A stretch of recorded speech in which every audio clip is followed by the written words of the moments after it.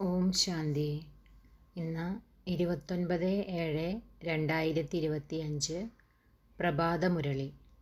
ബാബ പറയുന്ന മധുരമായ കുട്ടികളെ, എപ്പോഴാണോ ആത്മാവ് ഈ ശരീരത്തിലേക്ക് പ്രവേശിക്കുന്നത് അപ്പോഴാണ് ഈ ശരീരത്തിനും മൂല്യമുള്ളത്. എന്നാൽ അലങ്കാരം ശരീരത്തിനാണുള്ളത്, ആത്മാവിനല്ല. ചോദ്യം: നിങ്ങൾ കുട്ടികളുടെ കർത്തവ്യം എന്താണ്? നിങ്ങൾക്ക് ഏതൊരു സേവനമാണ് ചെയ്യേണ്ടത്?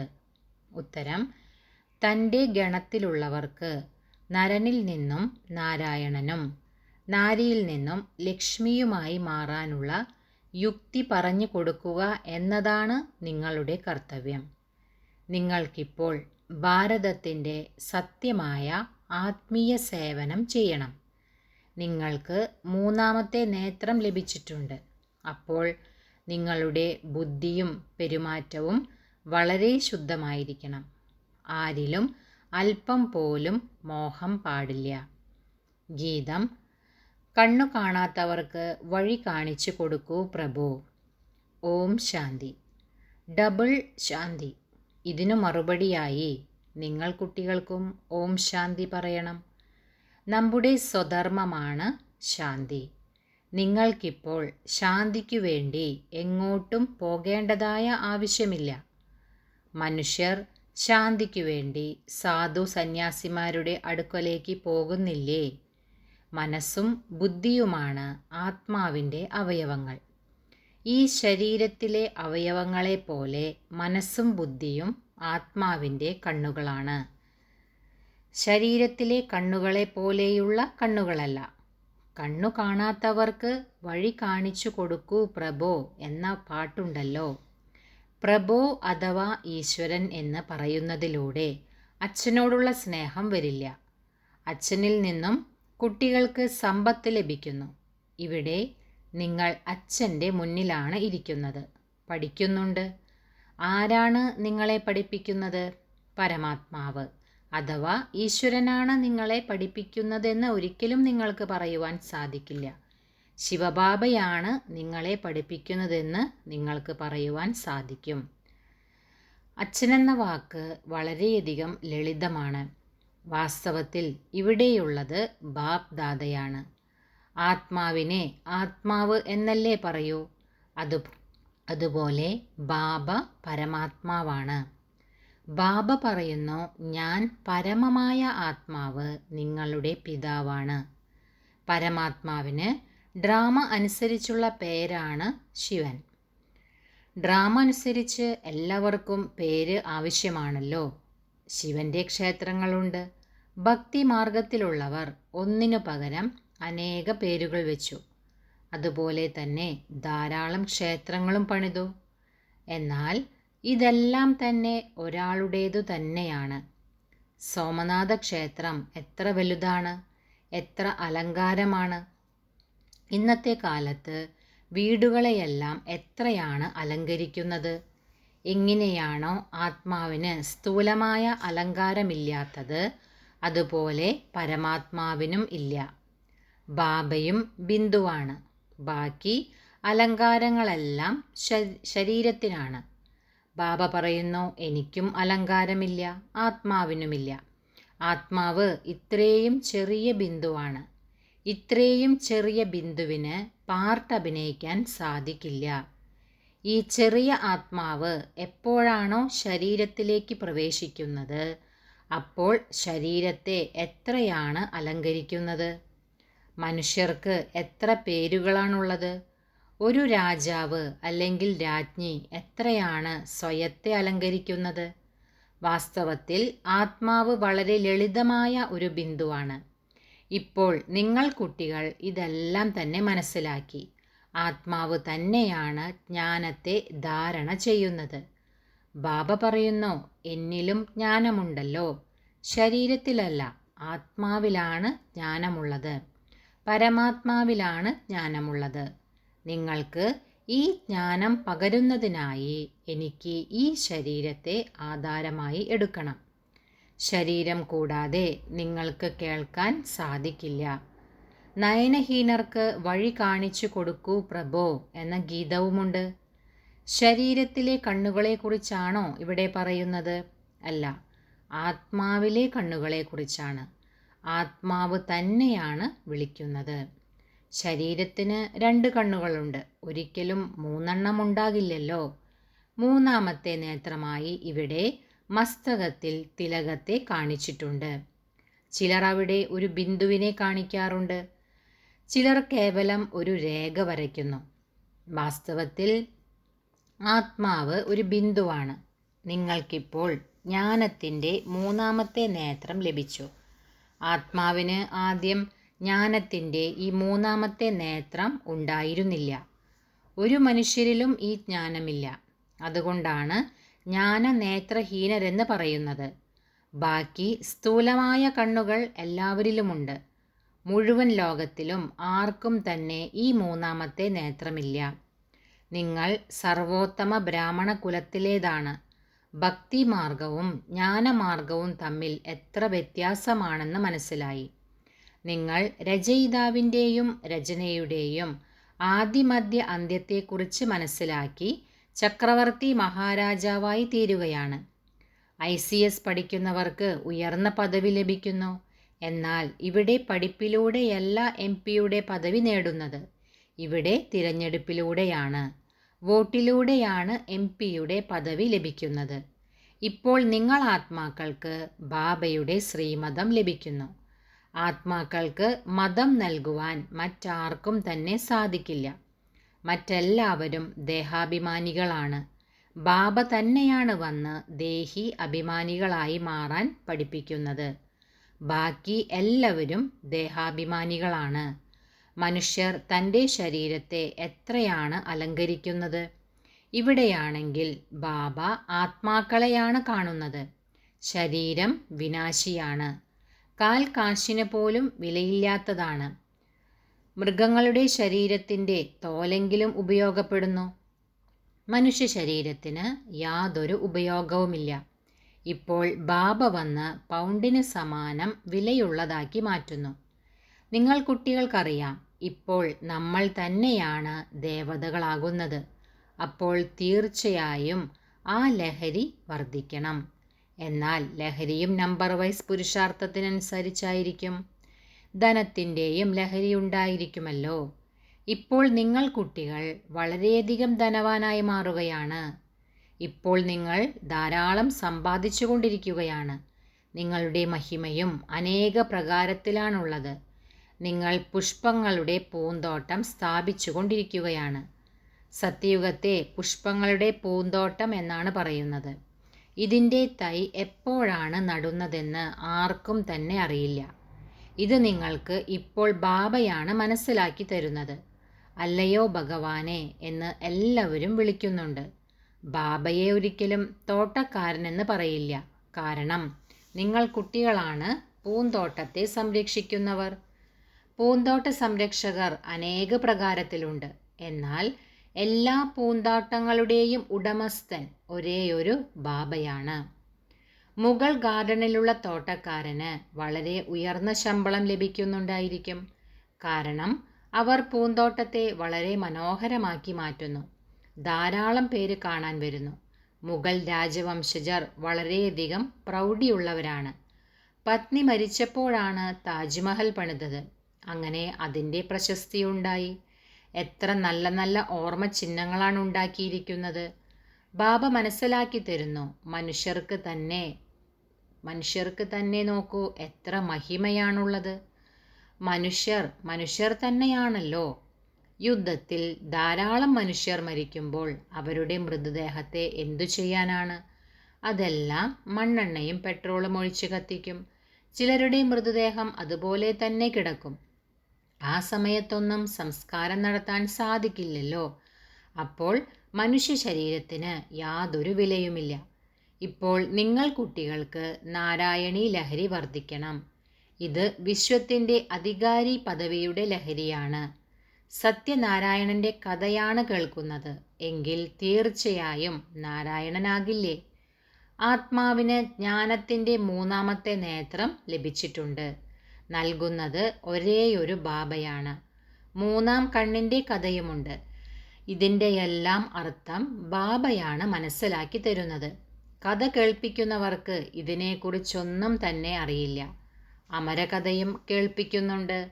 അമരകഥ കേൾക്കാനായി ദൂരെ ദൂരെ വരെ പോകുന്നവരുണ്ട്. ബാബ നമുക്ക് ഇവിടേക്ക് വന്ന് കേൾപ്പിക്കുന്നു. മുകളിൽ നിന്നും കേൾപ്പിക്കാൻ സാധിക്കില്ലല്ലോ. മുകളിലിരുന്നു കൊണ്ട് പാർവതിക്ക് എങ്ങനെ അമരകഥ കേൾപ്പിച്ചു കൊടുക്കും? ഈ കഥകൾ ഉണ്ടാക്കുന്നതും ഡ്രാമയിൽ അടങ്ങിയിട്ടുള്ളതാണ്. ഇനി വീണ്ടും ആവർത്തിക്കപ്പെടും. ബാബ കുട്ടികൾക്ക് ഭക്തിയുടെയും ജ്ഞാനത്തിൻ്റെയും വ്യത്യാസത്തെക്കുറിച്ച് മനസ്സിലാക്കി തരികയാണ്. ഇപ്പോൾ നിങ്ങൾക്ക് ജ്ഞാനത്തിൻ്റെ മൂന്നാമത്തെ നേത്രം ലഭിച്ചിരിക്കുകയാണ്. അന്ധർക്ക് വഴി കാണിച്ചു കൊടുക്കൂ പ്രഭോ എന്ന് പറയാറുണ്ടല്ലോ. ഭക്തിമാർഗത്തിൽ ഇങ്ങനെ വിളിക്കാറുണ്ട്. ബാബ വന്ന് നമുക്ക് ജ്ഞാനത്തിൻ്റെ മൂന്നാമത്തെ നേത്രം നൽകുകയാണ്. ഈ നേത്രത്തെക്കുറിച്ച് നിങ്ങൾക്കല്ലാതെ മറ്റാർക്കും തന്നെ അറിയില്ല. ജ്ഞാനത്തിൻ്റെ മൂന്നാമത്തെ നേത്രമില്ലെങ്കിൽ അവരുടേത് തിമിരം ബാധിച്ച ചെറിയ കണ്ണുകൾ പോലെയാണ്. സ്ഥൂല നേത്രങ്ങൾ ഓരോരുത്തർക്കും പലതരത്തിലാണുള്ളത്. ചിലരുടേത് ശോഭനീയമായ കണ്ണുകളായിരിക്കും. പിന്നീട് അതിന് സമ്മാനവും ലഭിക്കുന്നു, മിസ് ഇന്ത്യ എന്നെല്ലാം. നിങ്ങൾ കുട്ടികളെ ഇപ്പോൾ ബാബ എന്തിൽ നിന്നും എന്താക്കിയാണ് മാറ്റുന്നത്? സത്യയുഗത്തിൽ പ്രകൃതിദത്തമായ സൗന്ദര്യമായിരിക്കും. എന്തുകൊണ്ടാണ് കൃഷ്ണന് ഇത്രയും മഹിമയുള്ളത്? കാരണം കൃഷ്ണൻ ഏറ്റവും കൂടുതൽ സൗന്ദര്യമുള്ളവനാണ്. നമ്പർ 1 കർമാതീത അവസ്ഥ പ്രാപിക്കുന്നു. അതുകൊണ്ടാണ് പ്രശസ്തിയും നമ്പർ 1. ഇതും ബാബയാണ് മനസ്സിലാക്കി തരുന്നത്. ബാബ ഇടയ്ക്കിടെ പറയുന്നു, കുട്ടികളെ മന്മനാഭവ, അല്ലയോ ആത്മാക്കളെ തൻ്റെ അച്ഛനെ ഓർമ്മിക്കൂ. കുട്ടികളിലും നമ്പർ വൈസാണല്ലോ. ലൗകിക പിതാവിനും 5 മക്കളുണ്ടെങ്കിൽ അതിൽ വിവേകശാലി കുട്ടിയെ മുന്നിൽ വയ്ക്കുന്നു. മാലയിലെ മുത്തുകളല്ലേ, 1-ാം നമ്പർ, 2-ാം നമ്പർ, 3-ാം നമ്പർ എല്ലാം ഒരുപോലെ ഇരിക്കില്ല. ബാബയുടെ സ്നേഹവും നമ്പർ വൈസായിരിക്കും. ലൗകികത്തിലേത് പരിധിയുള്ള കാര്യം, ഇവിടെ പരിധിയില്ലാത്ത കാര്യം. ഏത് കുട്ടികൾക്കാണോ ജ്ഞാനത്തിൻ്റെ മൂന്നാമത്തെ നേത്രം ലഭിക്കുന്നത് അവരുടെ ബുദ്ധിയും പെരുമാറ്റവും വളരെ പരിശുദ്ധമായിരിക്കും. പുഷ്പങ്ങളുടെ രാജാവിനെ കുറിച്ച് പറയാറുണ്ടല്ലോ, അതുപോലെ ഈ ബ്രഹ്മാവും സരസ്വതിയും പുഷ്പങ്ങളുടെ രാജാവും റാണിയുമാണ്. ജ്ഞാനത്തിലും യോഗത്തിലും തീവ്രഗതിയിൽ മുന്നേറുന്നവരാണ്. നിങ്ങൾക്കറിയാം, നമ്മൾ ദേവതകളായി മാറുന്നവരാണ്. അഷ്ടരത്നങ്ങളാണ് മുഖ്യം. അഷ്ടരത്നങ്ങളുടെ മാലയിൽ ആദ്യം പുഷ്പമാണ്, അതായത് ശിവബാബ. പിന്നീട് യുഗിൾ മുത്തുകൾ, അതായത് ബ്രഹ്മാവും സരസ്വതിയും. പലരും മാല സ്മരിക്കാറില്ലേ? വാസ്തവത്തിൽ നിങ്ങൾ ബ്രാഹ്മണർക്ക് പൂജയില്ല, സ്മരണ മാത്രമാണുള്ളത്. നിങ്ങളുടെ മേൽ പുഷ്പങ്ങൾ അർപ്പിക്കാൻ സാധിക്കില്ല. ശരീരം പവിത്രമാണെങ്കിൽ മാത്രമേ പുഷ്പങ്ങൾ അർപ്പിക്കാൻ സാധിക്കൂ. ഇവിടെ ആരുടെയും ശരീരം പവിത്രമല്ല. എല്ലാവരും വിഷത്തിലൂടെ ജനിച്ചതാണ്, അതുകൊണ്ട് വികാരികളാണ്. ഈ ലക്ഷ്മി നാരായണനെ മാത്രമേ സമ്പൂർണ്ണ നിർവികാരികളെന്ന് പറയൂ. സത്യയുഗത്തിലും കുട്ടികൾ ജനിക്കുമല്ലോ. അവിടെ ടെസ്റ്റ് ട്യൂബിലൂടെയൊന്നുമല്ല കുട്ടികൾ ജനിക്കുന്നത്. ഇതെല്ലാം തന്നെ മനസ്സിലാക്കേണ്ട കാര്യങ്ങളാണ്.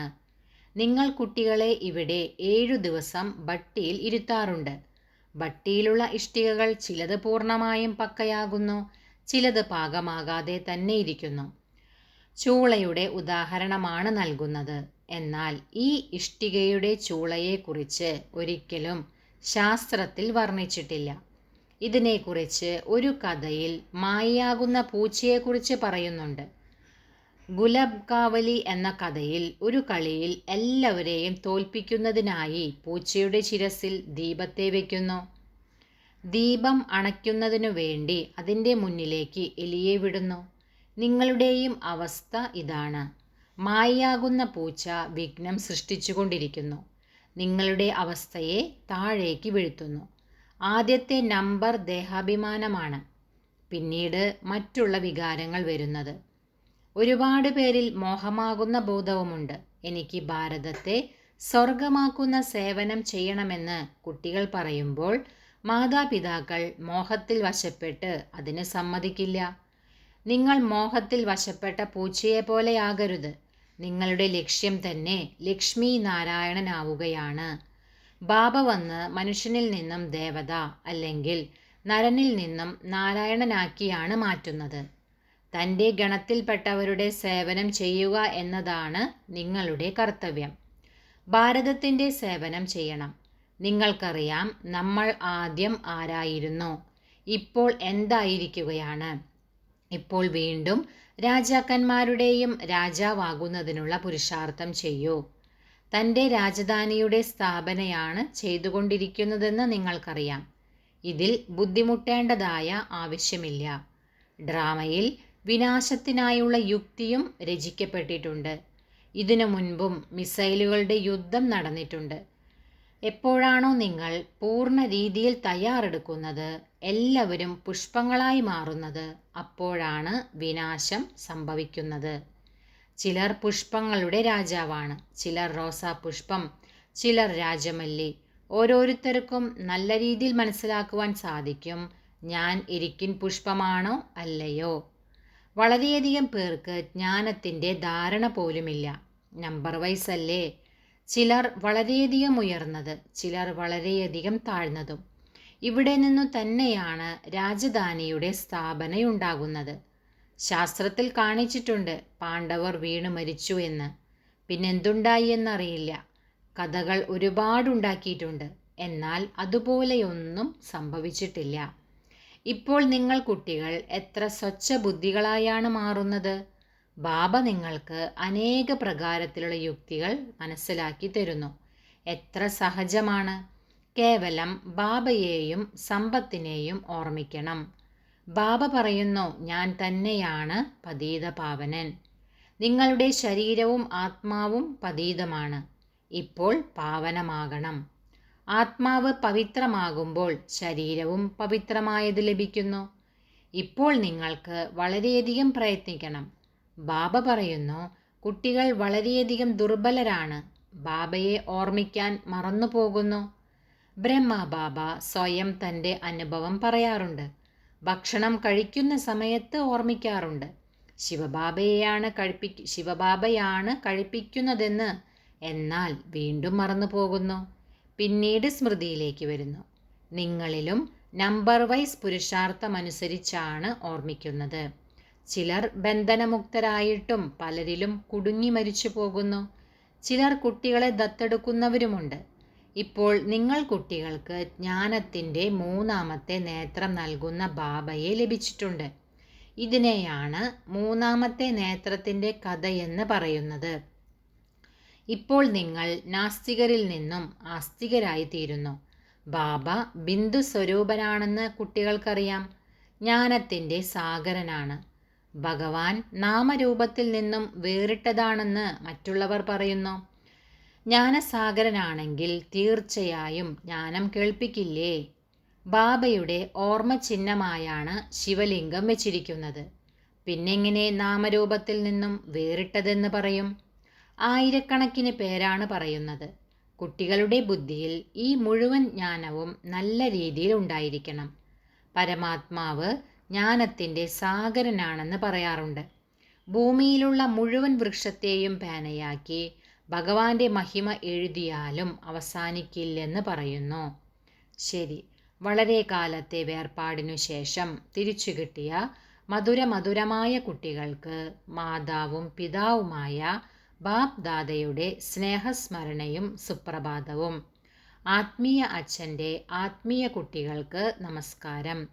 ആത്മീയ അച്ഛനും ബാപ് ദാദയ്ക്കും ആത്മീയ കുട്ടികളുടെ സ്നേഹസ്മരണകളും പുലർക്കാല വന്ദനവും നമസ്തേയും. ധാരണയ്ക്കുള്ള മുഖ്യസാരം. ഫസ്റ്റ് പോയിന്റ്, ഇപ്പോൾ നിങ്ങൾ ബാബയിലുള്ള പൗണ്ടിന് സമാനം വിലയുള്ളവരായി മാറുകയാണ്. നമ്മൾ തന്നെയാണ് ദേവതയായി മാറുന്നവർ. ഈ നാരായണി ലഹരിയിലിരിക്കണം. ബന്ധനമുക്തരായി സേവനം ചെയ്യണം. ഒരിക്കലും ബന്ധനത്തിൽ അകപ്പെടരുത്. സെക്കൻഡ് പോയിന്റ്, ജ്ഞാനയോഗത്തിൽ തീവ്രഗതിയോടെ മാതാപിതാവിനു സമാനം പുഷ്പങ്ങളുടെ രാജാവായി തീരണം. തൻ്റെ സമാന തലത്തിലുള്ളവരുടെ സേവനവും ചെയ്യണം. വരദാനം: തൻ്റെ സർവ്വഖജനാക്കളെയും മറ്റാത്മാക്കളുടെ സേവനത്തിൽ ഉപയോഗിച്ച് സഹയോഗിയാകുന്ന സഹജയോഗി ഭവ. സഹജയോഗിയാകാനുള്ള മാർഗമാണ് സദാ അവനവനെ സങ്കല്പത്തിലൂടെ, വാക്കിലൂടെ, ഓരോ കാര്യത്തിലൂടെ വിശ്വത്തിലെ സർവ ആത്മാക്കളെയും പ്രതി സേവാധാരിയെന്നു മനസ്സിലാക്കി സേവനത്തിൽ തന്നെ സർവ്വതും ഉപയോഗിക്കുക. ശക്തികളുടെ, ഗുണങ്ങളുടെ, ജ്ഞാനത്തിൻ്റെ, ശ്രേഷ്ഠ സമ്പാദ്യത്തിനുള്ള സമയത്തിൻ്റെ എന്തെല്ലാം ഖജനാക്കൾ ബ്രാഹ്മണ ജീവിതത്തിൽ ബാബയിൽ നിന്ന് പ്രാപ്തമായിട്ടുണ്ടോ അവ സേവനത്തിൽ ഉപയോഗിക്കൂ. അതായത് സഹയോഗിയാകൂ എങ്കിൽ സഹജയോഗിയാകുക തന്നെ ചെയ്യും. എന്നാൽ സഹയോഗിയാകാൻ അവർക്കേ കഴിയൂ ആരാണോ സമ്പന്നം. സഹയോഗിയാകുക അർത്ഥം മഹാദാനിയാകുക. സ്ലോഗൻ: പരിധിയില്ലാത്ത വൈരാഗിയാകൂ എങ്കിൽ ആകർഷണത്തിൻ്റെ എല്ലാ സംസ്കാരവും സഹജമായി തന്നെ അവസാനിക്കും. അവ്യക്ത സൂചന: സങ്കല്പങ്ങളുടെ ശക്തി ശേഖരിച്ച് ശ്രേഷ്ഠ സേവനത്തിന് നിമിത്തമാകൂ. തൻ്റെ സ്ഥൂല കാര്യങ്ങളുടെ പരിപാടിയെ ദിനചര്യനുസരിച്ച് സെറ്റ് ചെയ്യുന്നത് പോലെ തൻ്റെ മനസ്സാ സമർത്ഥ സ്ഥിതിയുടെ പരിപാടി സെറ്റ് ചെയ്യൂ. എങ്കിൽ സങ്കല്പശക്തി ശേഖരിക്കപ്പെട്ടുകൊണ്ടിരിക്കും. തൻ്റെ മനസ്സിനെ സമർത്ഥ സങ്കല്പങ്ങളിൽ ബിസിയാക്കി വയ്ക്കുമെങ്കിൽ മനസ്സിന് അപ്സെറ്റ് ആകാനുള്ള സമയമേ ലഭിക്കില്ല. മനസ്സ് സദാ സെറ്റ് അർത്ഥം ഏകാഗ്രമെങ്കിൽ സ്വതവേ നല്ല വൈബ്രേഷൻസ് പരക്കുന്നു, സേവനം നടക്കുന്നു. ഓം ശാന്തി.